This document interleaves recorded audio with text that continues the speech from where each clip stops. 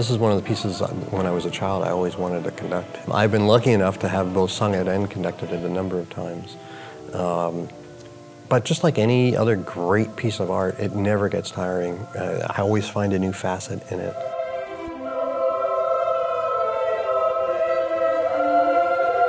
I think there are the people that know the piece, love the piece, will hear it, recognize it, and just seek out a performance of it. And I think there are also people that the somberness of it, the power of it, the starkness of it, the joy in the Amen Fugue, for instance, will speak to them. And I think there are people that have experienced tragedy or loss or mourning. And I think this music has something to say about that. It's a universal theme. This year we're pairing it with the Tarik OREGAN Triptych, which is another song about death and mourning and loss, but in a very different light, with very different text and a very different take on it. And it's based on texts from many, many different sources, from William Penn to Thomas Hardy to Rumi, the great Sufi poet. So it examines the idea of death and loss and what happens to the soul after you die from many, many different perspectives.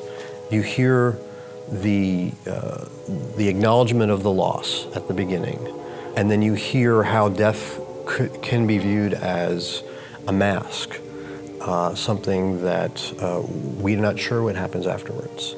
And then there's a lone soprano voice in the second movement that speaks of the soul rising up and ascending. And then the third movement is a dance, which is the joy of the soul being released.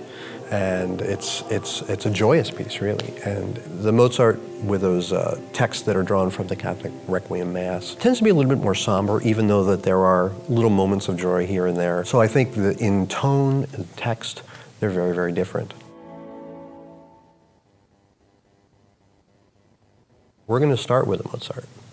And those people who love the Mozart will enjoy the performance, and they'll hear the whole thing in its entirety, and it'll be a very satisfying experience on its own.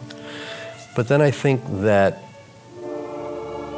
the somberness of it will be lightened up by the joy and the dance of the second piece.